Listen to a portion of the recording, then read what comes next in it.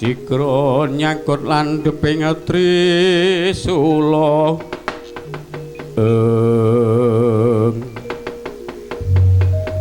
ora bakal pangling wa Tirtanata. Yo Gatotkaca, aku mundi dawuh saka kersane Koko Prabu Duryudana sing padha wis manunggaling tekad ing supaya aku mboyong Abimanyu kersane para pepundhe ning Astina supaya dilenggake dampar kencana.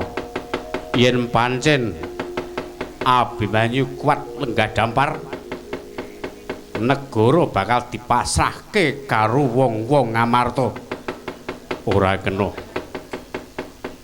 kena ngucap rasane pamboyong adikku Angkawijaya.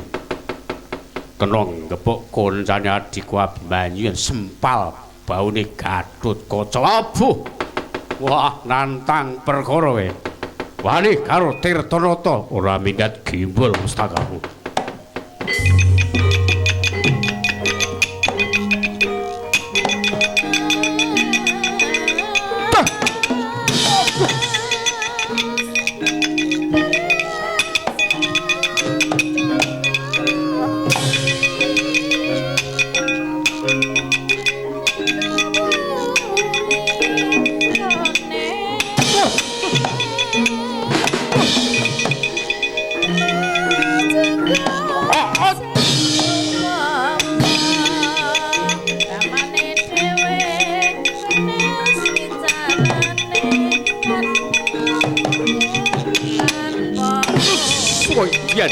Watos ganteng mati. Waduh yo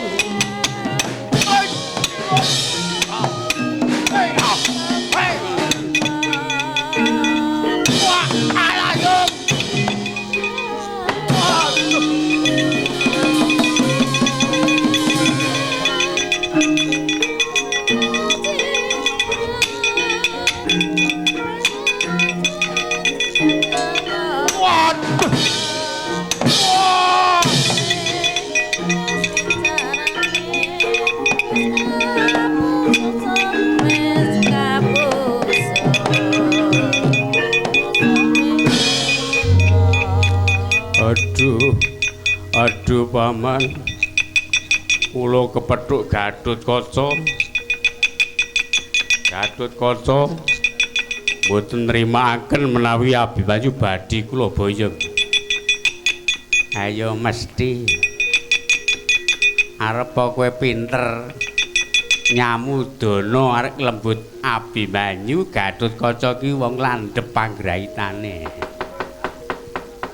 Wis paham.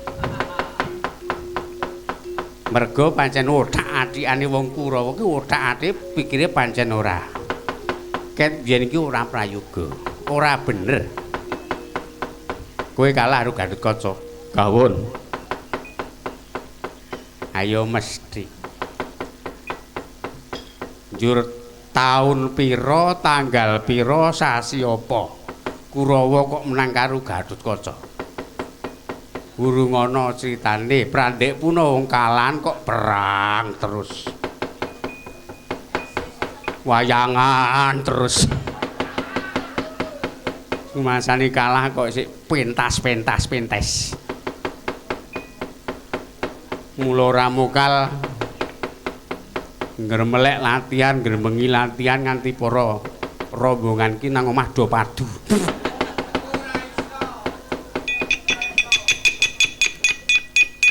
Girang-girung apa margi. Lajeng kados tak pasrahke Kakang Penemban Dana Wilapa.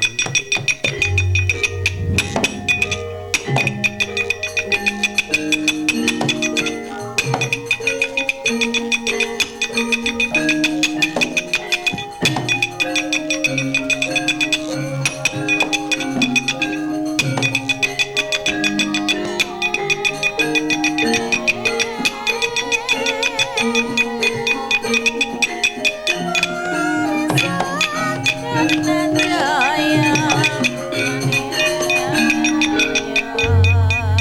Adipatih Sengkuni mlayu-mlayu nggih penemban.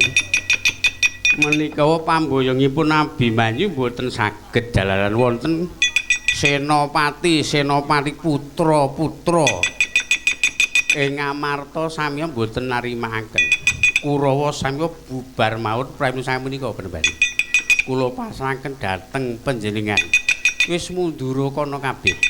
Kocapa kacarita Sang Tapa Sidana Wilawa sigra nyandak jemparing manik maninten nempuh para putra Pandhawa Raden Gatotkaca Raden Antasena Raden Antarja Padini para nayakaning praja samya sirna mergalayu saengga satriya tetiga dadi reca.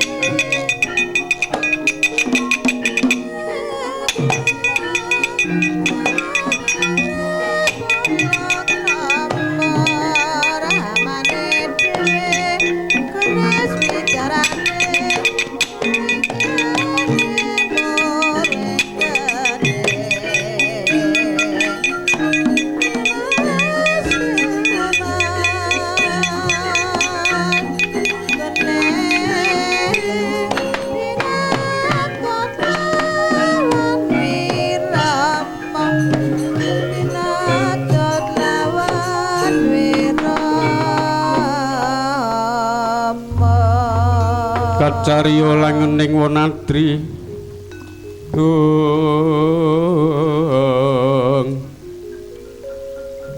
tumuwuh kang anut mangsa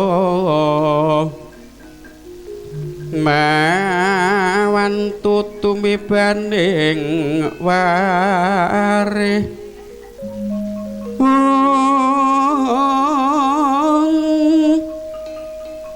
megar kang sarwa puspita ingkang ambabar gegandha kang arum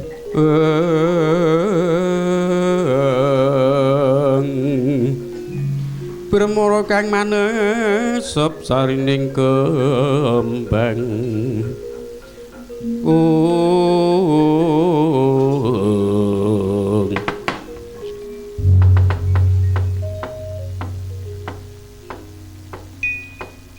Kakang Abimanyu apa Dimas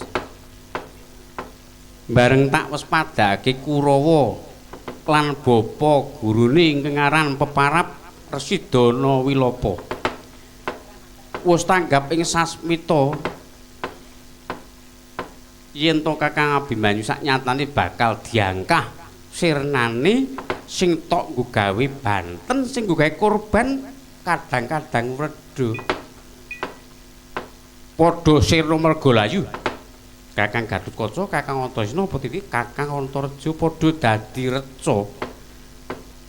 Aduh Dimas banjur iki kepiye lakon kaya mengkene Yayi.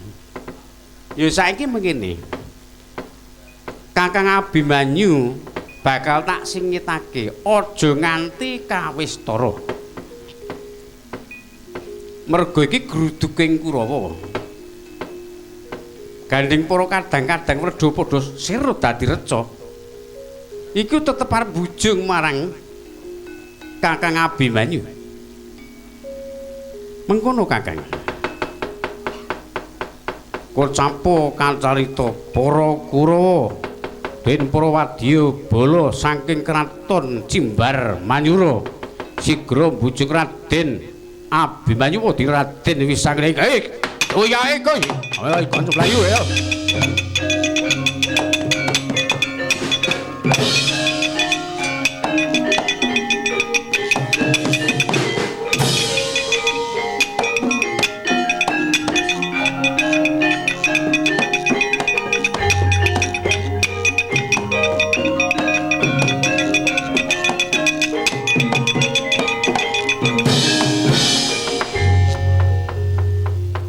Kurawa luwe-luwe pendhita iki bakal ngancam patiku.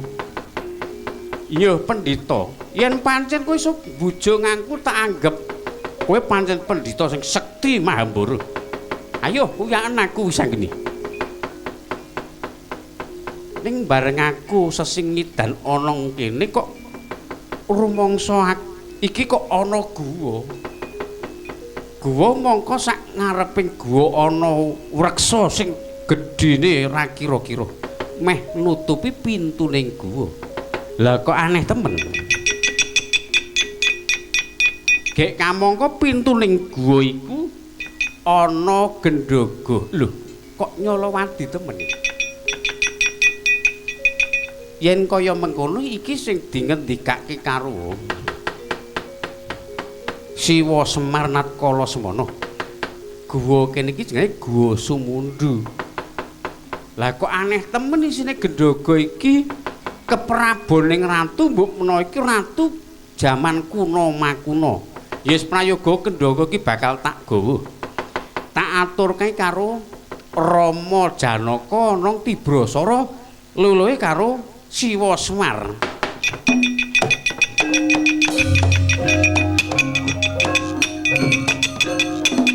Ayo uyaken aku.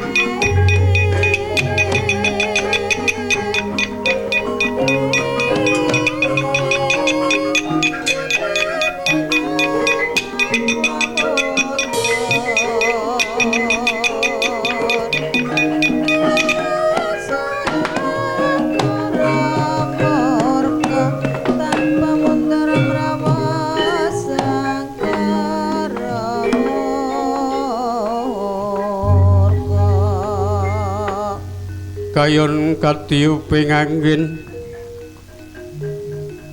sumyak swaraning kareng yen sami rana mawur kulawan iris lumrang gandaning puspita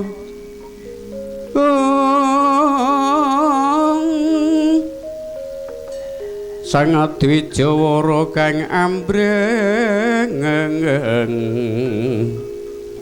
lir kumaring madu bronto manungsung sarining kembang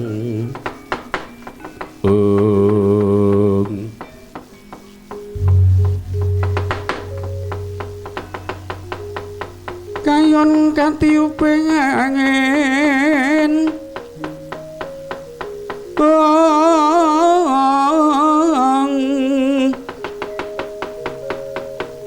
sumyak swaraning kareng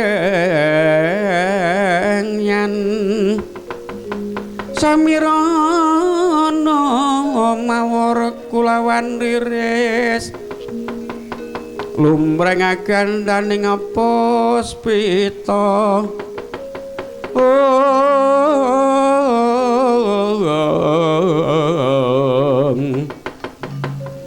karnaning putyanira Sang Dwijawara mbrengeng liriku maraning madu bronto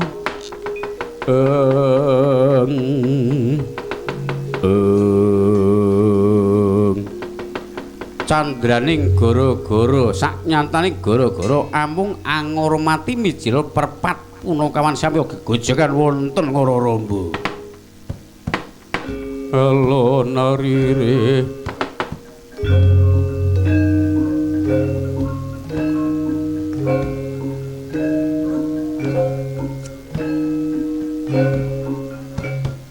kunjung bangtrate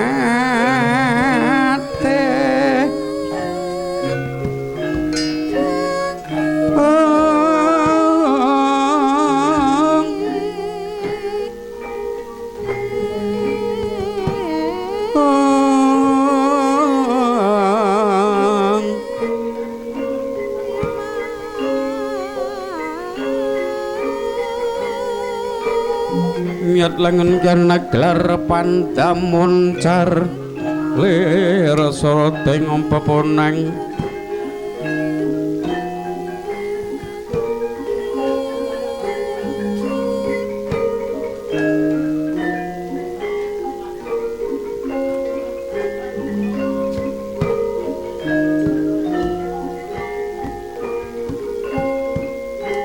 surem tan padang kasongan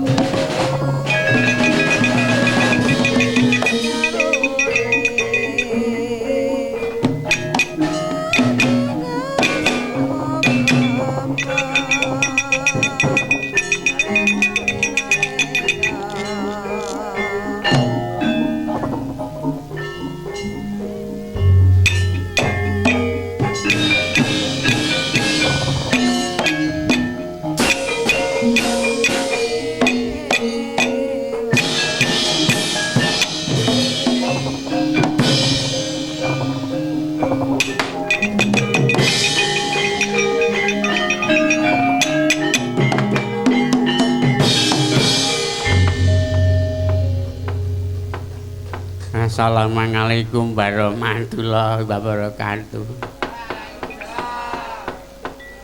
Alhamdulillah Kang Gareng karo Bagong teng Serdul. Ngooi seneng aku terus. Seneng wae. Agi iki lho. Kahanan ngene iki. Ming gara-gara iki lambene Sutejo. Senengane iki gawe pengaruh. Kowe menengo sikik iki agek rembug inti. Kowe ngamble wae. Ngene tru iki mergo awake dhewe iki dipercaya karo rombongan. Ing isine menyambut anane tahun baru tahun 26. Muga-muga sakwise ganti tahun awake dhewe bisa berubah sak kabehe. Bisa laris le mayang le pentas laris le nyinden le miyaga. Ayo. Karang wingi tahun selawe iki karang bau lawean to. Awake iki kesungsang sarik terus. Mbok menawa sesuk tahun 26 awake dhewe iso berubah sak apa-apane. Iso gayeng ya iso sugih. Rezekine ya akeh.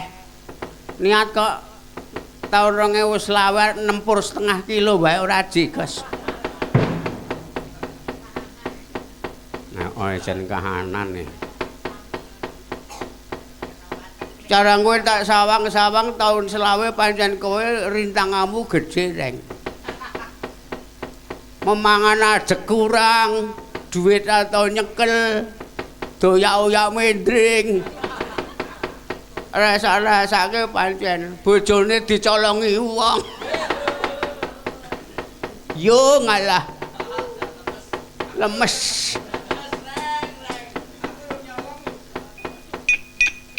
Ya mulane kowe iki saiki tumuli ngibadah. Nek wis ngibadah terus kowe iki sedekah. Wong urip ora tau ngibadah, ora tau sedekah, ya kaya ngono ki gedungsang-dungsang.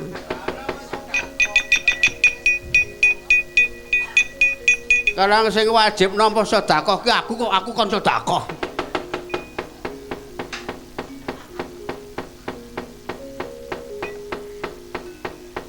Aku ki yo ngrasake urip sakjroning pirang-pirang taun ya pancen iya.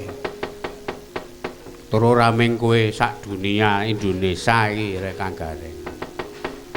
Saking dene kowe kok truk kowe iki ya tak mati ketoke mencirit ning nyatane gamelanmu do lunga. Mulane budidaya nek ora payu pentas ki kowe iki yo mikir berusaha. Nyambut gawe liyane apa kepiye apa ya nyenyolong apa kepiye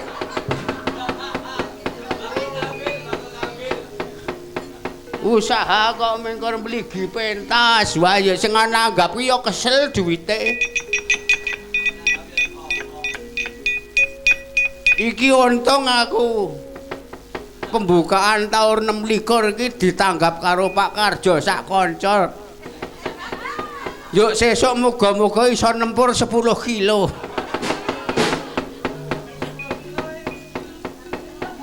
Kecil-kecil, sapa yang muni kecil? Tukoke tenan kene. Wong iki ngomongke nasibku kok yo do tersinggung. Wong sing agek apes ki aku, bara-bara kowe iki do nyumbang. Ngopo kuwi tau nek ngene dhuwit mono. Kowe ora gambleh lho. Ya saiki anane ming do didandani. Ayo padha didandani uripe awake dhewe ya sak kanca.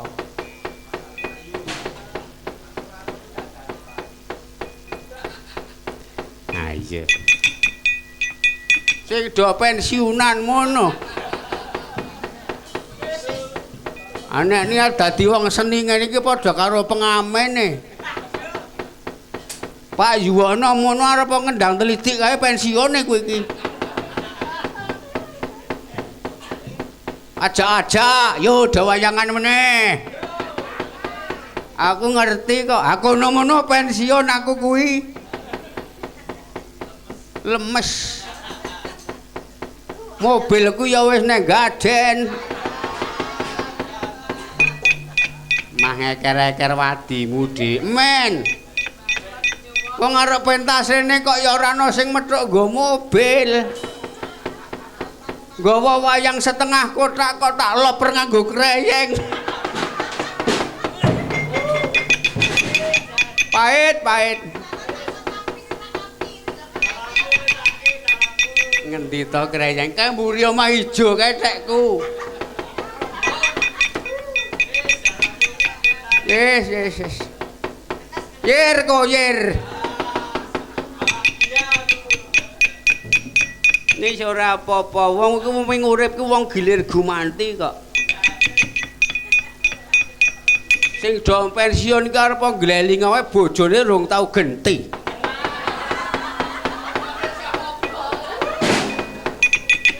Apa iya apa? Alah takonono kae. Sing iso genti iki kene mengkur pengendange.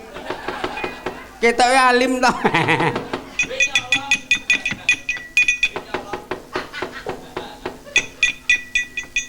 Ngomongke Bagong iki malah ngisen-isenke kok. Wis. Mampir ki guyu tak samblek kowe engko. Nek ana wong rekoso iki senengane. Tak dongake sing do geguyu aku. Ora ngopo-ngopo. Ning ora ngopo-ngopo. Iki wektune saya ngangsek. Kowe kok aja omong wae.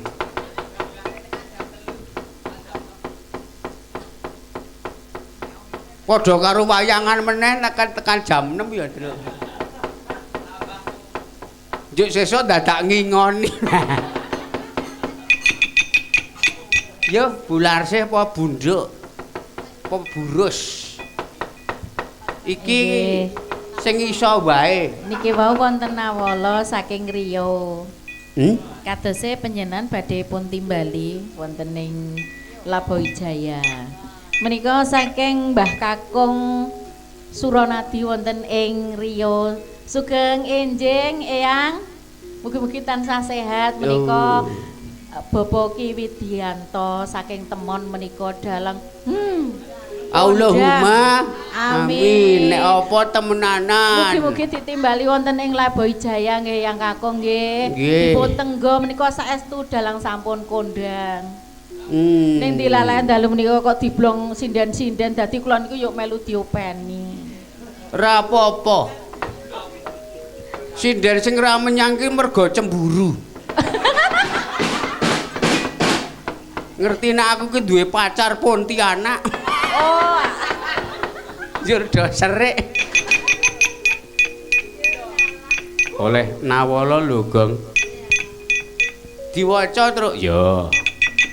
Sedulur Rio. Sedulur saka Rio maksude. Labowijaya. Nyuwun gending kutut manggung uler kambang podang kuning. Bapak Suronadi Rio Bangkinang. Tipis po kandel kuwi amplope. Lumayan rada kandele. Kandel kae kuwi isine 2000-an. Pokoke iki ora ujara kaul nek punjul saka 100 tak paruh karo sing nyuting. Ning nek mung 50.000 ya dadah.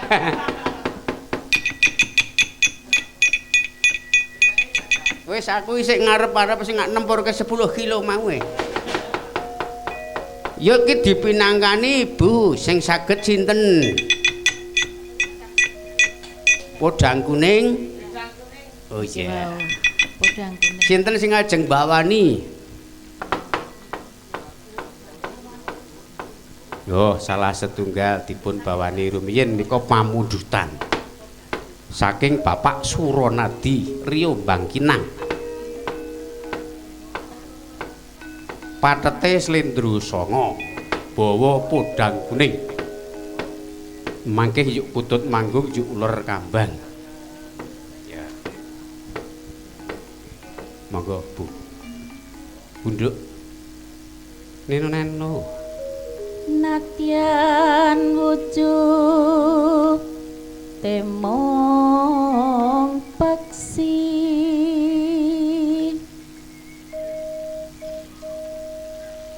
agawe talineng pronto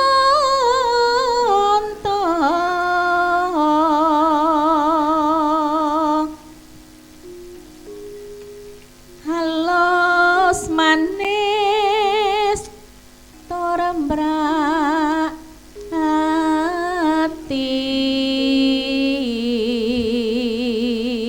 Aku ker krungu swara ngrintih ngono kuwi awane Pak anu ingin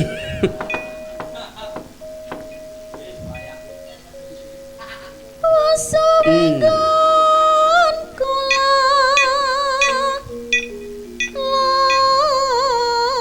lono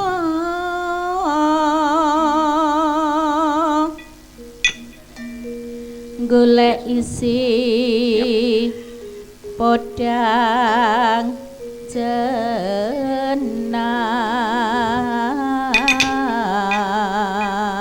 jenar.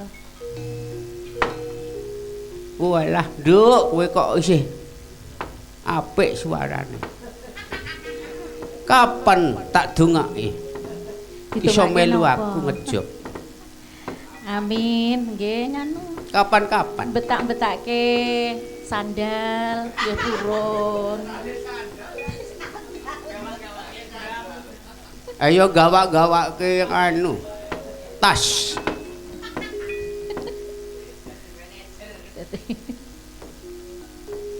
Ibu bunga ing atiku. Suarane cilik bening, gedhe tur empuk. Kok iso empuk ya. Karang lambene genduk ki kandel. Lambene genduk sing ngisor ki rak rada ngumplit to kuwi. Dadi umpama suarane iki nyemberet yuk ketampung lambe sing rada gambleh ki yuk kempel meneh. Pun manut mawon. Kuwi agi lambe sing ngisor. Terus nganu lambe liyane pikiran dhewe ya. Terus nyanding bisa dadi.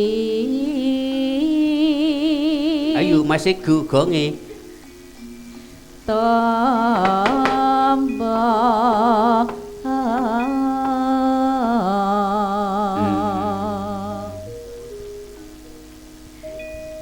Gler. Ayo. Kula ngentosi niku lho. Kayak iki cencok eman-emane kae. Nek jagur wong ki eman-eman. Kayak iki lek kendelme nek jagur nganu kok. Gong. Sing wedok.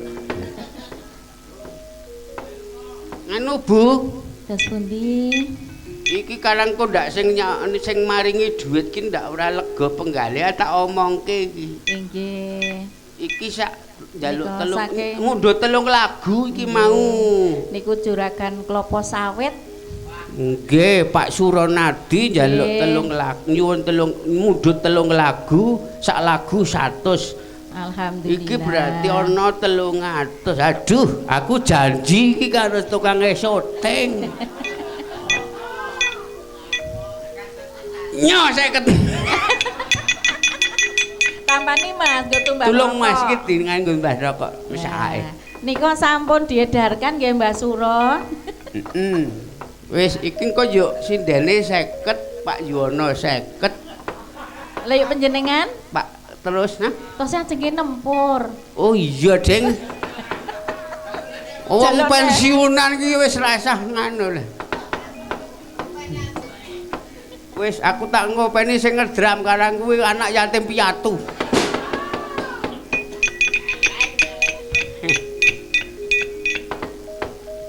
Terus lagune esuk awan ning omah wis ora krasan kaluyuran anggoleki sing tak sayang mubeng-mubeng mikir anggonku goleki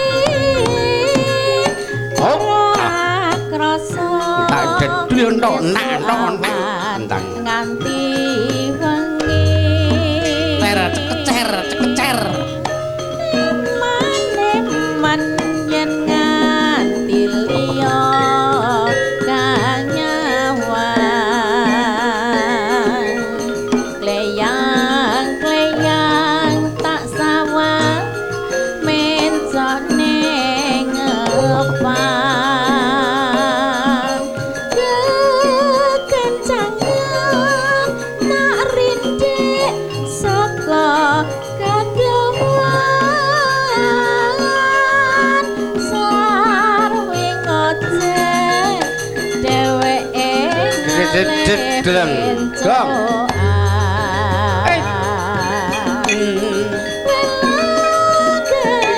Liyane sing ra nabuh keplok. Apa aja podang kuning agawe pikirku komeng seleret ireng tak sawang tambah manise ibu bunga yen kelakon nyanding selirane ora bakal hatiku ketiwang liyan yen si podang andudot hati kebranan ora mandang hatiku saya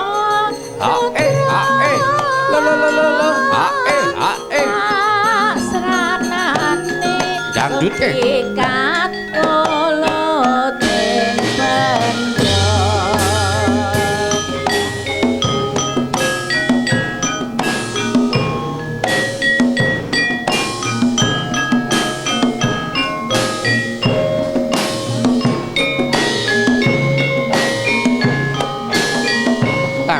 tang de.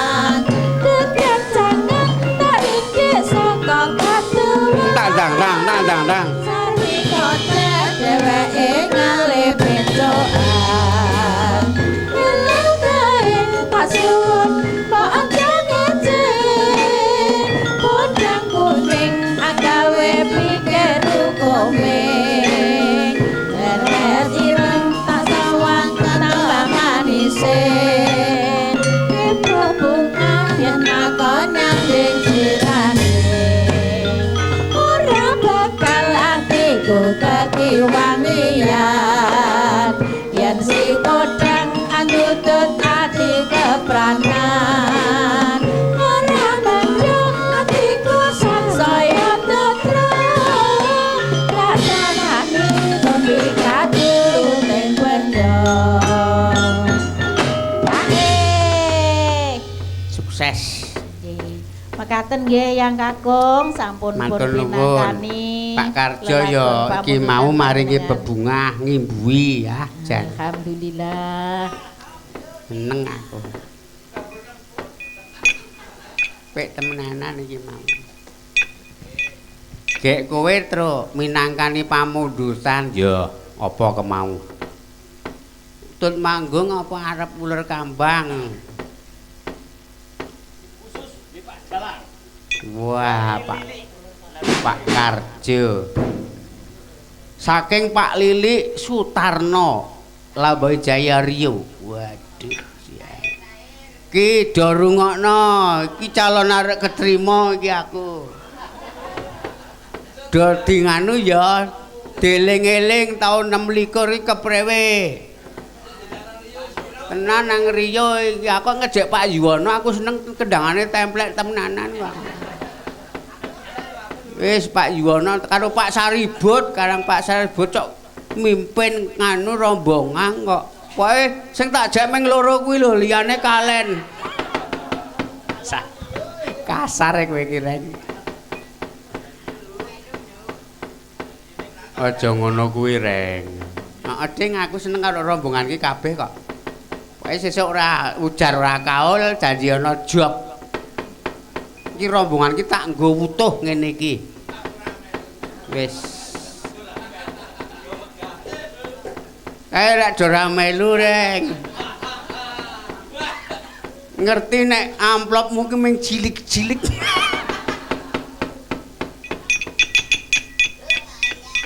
Kowe aja omong. Ayo Bu Makmur. Utut manggung diwalik Mbah Kliwon. Mbah Kliwon loro jinem menyura. Heeh ta, Tru? Ya, menyura. Slindro menyura. Kese kuwi wah, rungokke Pak Kliwon. Apik iki. Jeneng wae Pak Kliwon. Kliwon. Kliwon iki kliwat awon. Maksudnya apa iki? Ya ora ngono kuwi kok. Sore ya lapapaku tut manggung. Ya Bu Makmur. Sore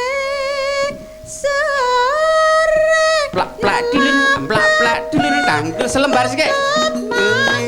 Tang tudel tang.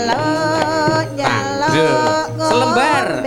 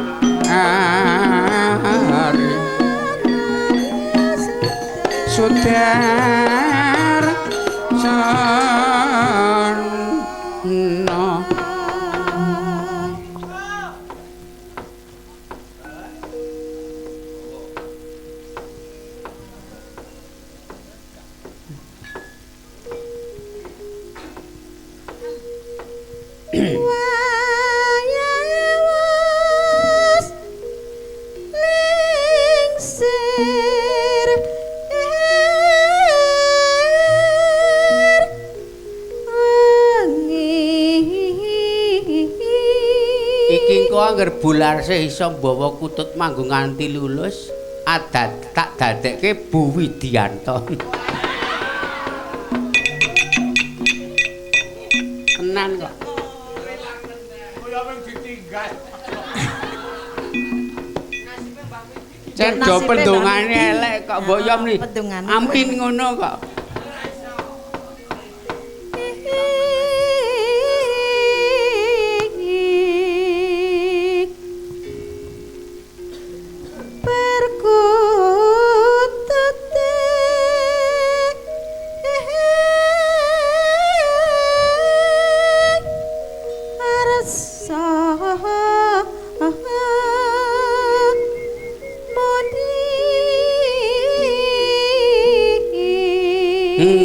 Bener to, Reng?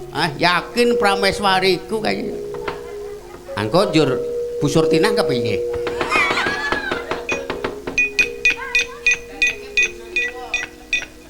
Diwayuh ning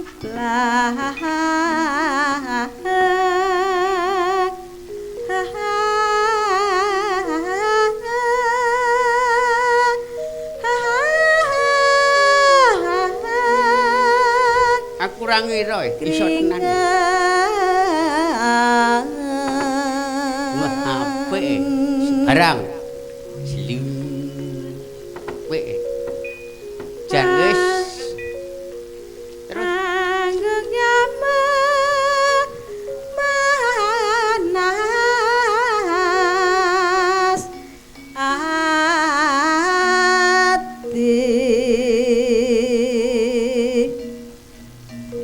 jan kaya nganu kaya Bu Candralukita jare kowe Candramawa wis men kaya wong ora pati cocok nek karo kowe kok encane ben dongake kaya tambah bojo ngono iya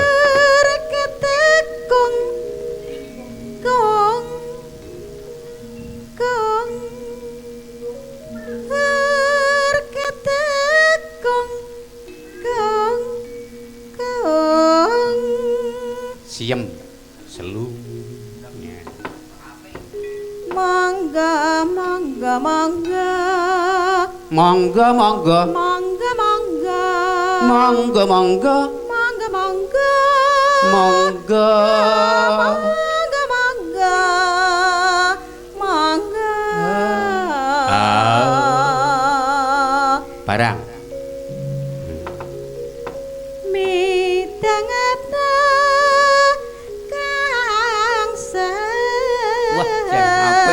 jebul iso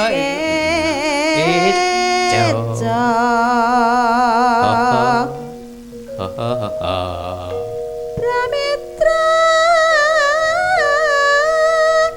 kang minaya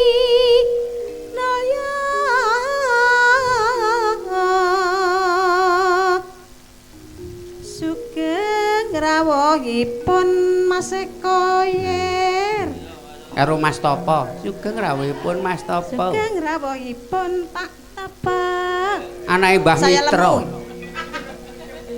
anake Mbah Mitra saring wangi Eko nesu oh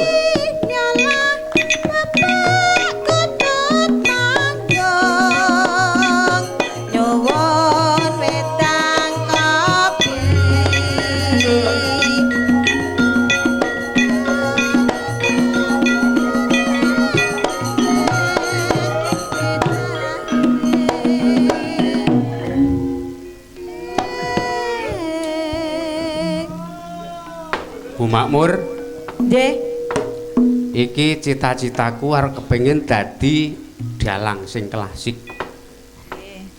Arep kaya panjenenganipun Suwargi Rama Sukita njur kendange arep klasik Pak Yuwono. Wis pokoke klasik mateng kendangane templek nyampleng wis. Wis pokoke angger klasik kabeh sak bayarane pokoke ngirit. Kowe mengarek golek pengiritan. Bayaran barang kok njero kelas. Wis rasa digugu Pak Yono Bagong elek kok. Rusuh maine iki. Jan kaya Mbah Donggo iki kendangane.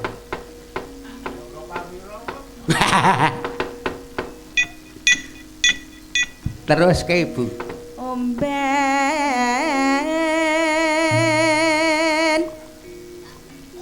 Gene iki iso. Ngopo nek biasane kok melu aku meneng wae iki kepiye? Kan pun enten Aku ora ngerti nek suarane iki cemedhis. Karang iki sindan iki iso seru. Ora nganggo sone seru iki.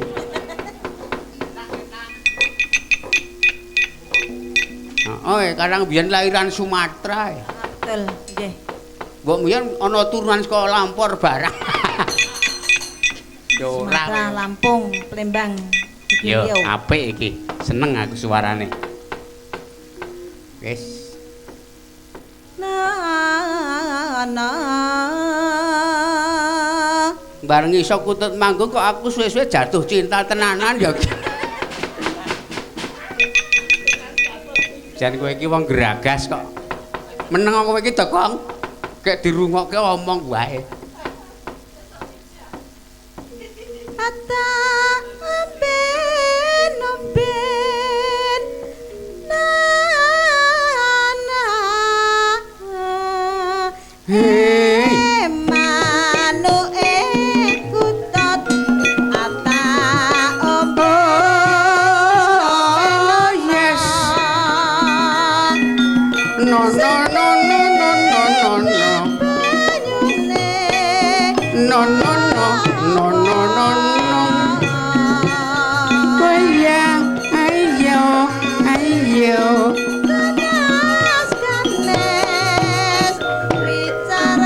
bali mandek maneh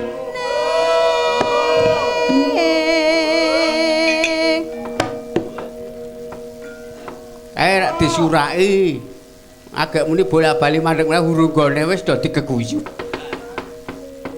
ning rak tak rampungke ora tiba 6 seneng aku karo Bu Makmur iki sesuk le dandan diapik-apik ya nek melu aku ya. Nggih, siap. Tenan, terus kuwi krul-krulang. Yo sesuk nek latihan iki katokan lepis. Ora kok androk selumut diganggu-ganggu. Menyesuaikan dirupa ayu ki le dandan sing plenis. Yo sesuk sore rasah melu-melu aku. Wong aku yo ora lunga-lunga. Berarti ora pepayon, ora sapa sing ngomong payu. Ya nyolong-nyolong degan apa ya, Truk. Aja. Yo Bu. Pakan na Jan. Saiki terus. Pakan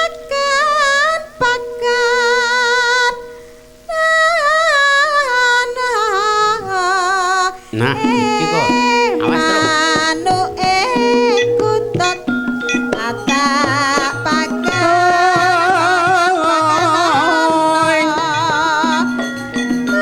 No no no no no. sing rawa Apik kendangane. Dangdut, dangdut, dangdut. Bali mandek maneh. Oe, oe. Siem, siem.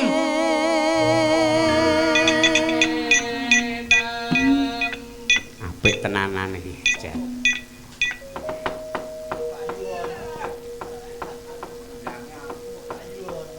Jian. Karang Pak Yono ki paling ora yuri pedalangan kok.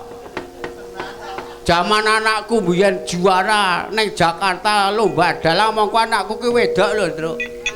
Kuwi nek sing mimpin Pak Yono ora iso juara lho. Tenanan kok. Siapa? Tepuk tangan tuh Pak Yuwono. Alah.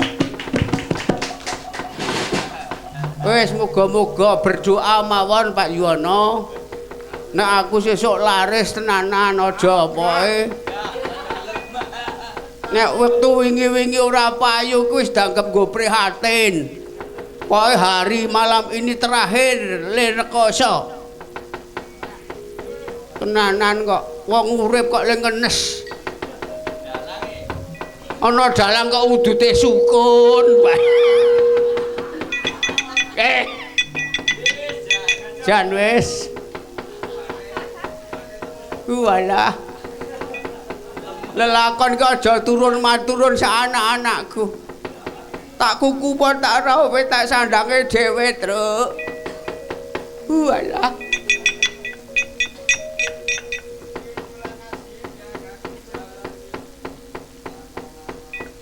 Aku ki seploke serawung sing ngempul kuwi lho. Dadi poya payu. Ameng rapat nang nggon wagean kok dadi nek ora pengaruhe lambene sing ngempul. Nan kok iki sesuk meneh kok takon ndolopi ning pasir Pahing kono kok. Perkara opah rasah nyang-nyangan sing penting ketok ubruk.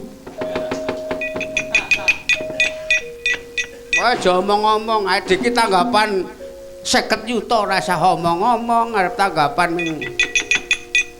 didom ing oman 15.000 ya meneng wae.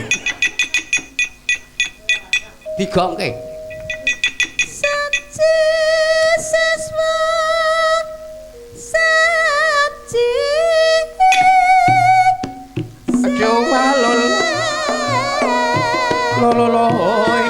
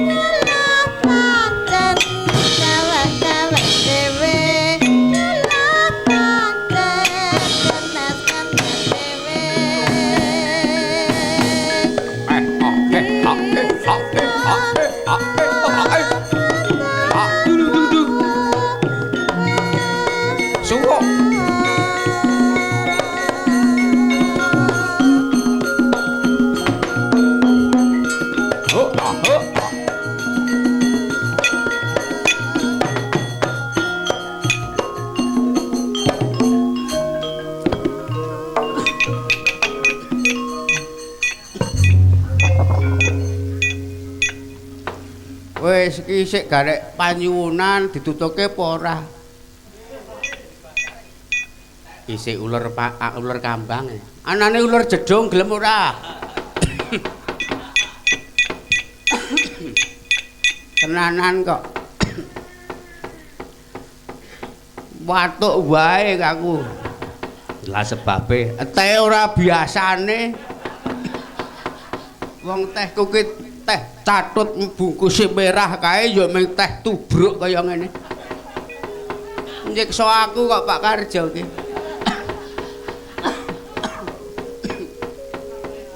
Gulane iki batu nek dalang kuwi ora kok pasir. Ora dong. Gemang aku sing dalang nang kene nek gula pasir marai watuk.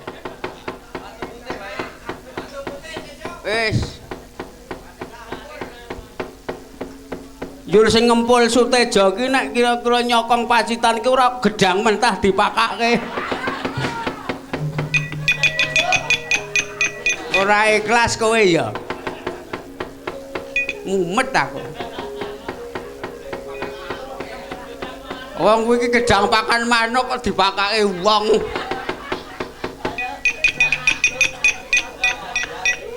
Nek nesu aja karo aku, nesu karo Mbah Karjo, sing ngomong Mbah Karjo. Wong gedang urung mateng kok digodhog. Ning wis pira-pira mbangane ora sing ngenehi. Walah. Yo sindene gentiang. Sinden ayu-ayu kok do. Meng do teng cetidis tak. Meng rupa ayu ning kok. Nek latihan ki menyang yunduk. Ora usah mikir kowe, nek mung dicemburukke karo bojomu ki santai.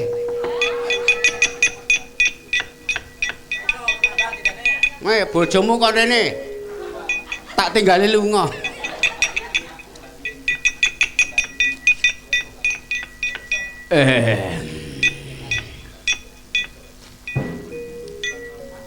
Mengkumir.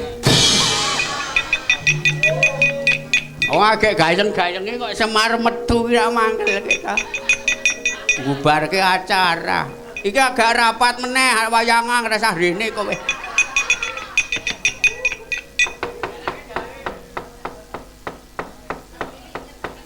Wis ngerol iki pokoke Pak Tejo. Uler kambang pripun? Uler kambang kantun sepisan. Lilike. Oh mengene dhuwit tok kok ora njaluk apa-apa kok. Aja do meri. Rezekine anak wong terlunta-lunta. Tak hitung meneh. Wah 200. Lumayan. Waduh. Ida nempur widada 50 meneh. Iya. Ku sing calon nenarke awake dhewe aja do meri. Wis, liyane tak nggahne. Ndak Tejo engko njaluk ijol tukon gedang.